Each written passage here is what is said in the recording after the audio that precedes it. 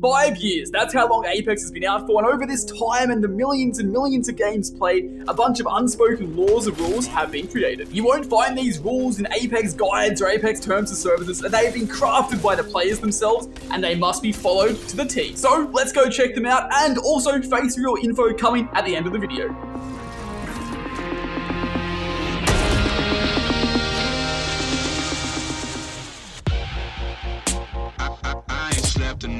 Y'all, I so red I can't see what's real.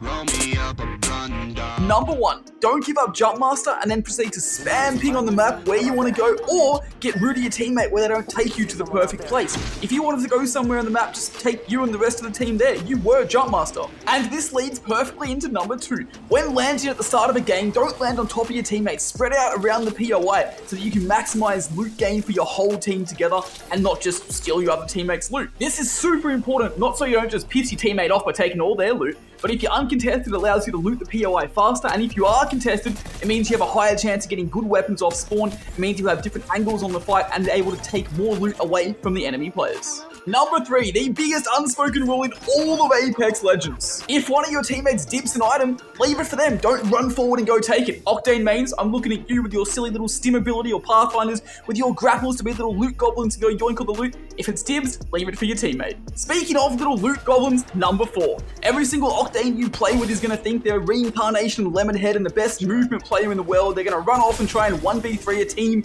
but in reality, they're going to take a jump pad in a straight line, get absolutely beamed, die, and then complain to you guys that you weren't there with them. Later in the video, number 10 is the funniest thing ever. But first, have you guys ever hit an insane clip but forgot to record it? Well, I have the solution for you. Outplay. It's the ultimate video capturing app for gamers. Automatically captures your best moments and biggest plays. Whether it's kills, headshots, wins, or maybe some 360 Kraber clips, they are automatically recorded, and then you can edit the clips right here as well. So if you never want to miss an amazing moment or awesome clip again, make sure you check out the link in the pinned comment and description below. Go check it out. Let's do it. This next one makes people mad, especially me. Number 5. If I'm dead, don't loot my death box. Do not take my loot. Don't take my shield batteries, my purple light mag, my 2x scope, none of it. There are very, very, very few situations where you need to. Maybe if you're in the middle of a fight, you need to get an armor swap, or if the zone's pulling a long way away and you can't be res close by, then you can loot my box, but otherwise, leave it alone, go find your own loot, stop being a little loot goblin. But on the flip side, number 6, if the roles are reversed and you're dead and I have your banner running towards the respawn beacon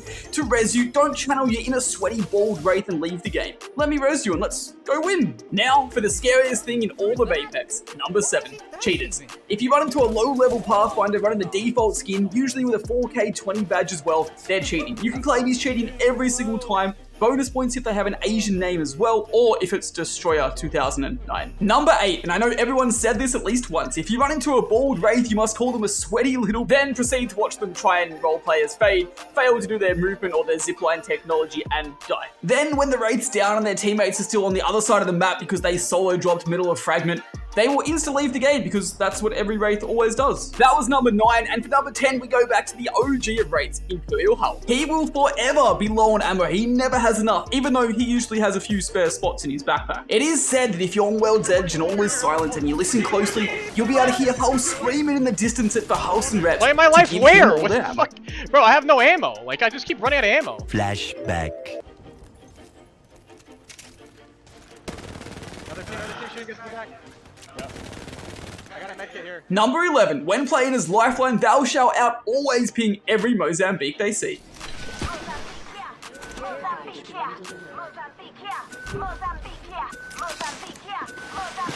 Little fact as well, in case you guys didn't know, back in the early seasons of Apex, when Lifeline dropped to Mozambique, she didn't do the normal drop animation, she had a unique special one where she threw the weapon at the floor, but sadly they removed that. You hear that? There's a care package coming down. Mozambique here. Staying on the Lifeline wave, number 12. The gold knockdown shield always goes to the best support legend for it. First up is Lifeline, then Newcastle, then Gibraltar, and then smelly old Mirage.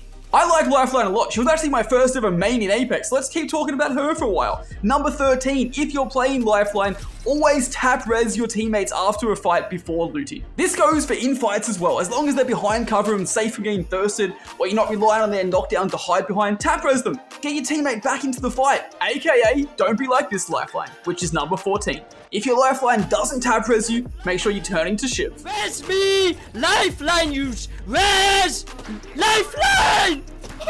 But what if there's no one around to res us? Well, that's where number 15 comes in. If you and an enemy get knocked next to each other and there's no risk you getting thirsted, you guys must crawl towards each other, spamming your knockdown shields as fast as you possibly can, saying hi to each other. Talking about making friends, number 16. If you and an enemy player can see each other, whether from distance or up close, maybe on opposite sides of a window, spam crouching up and down saying hi to each other means truce and that you guys are now friendly.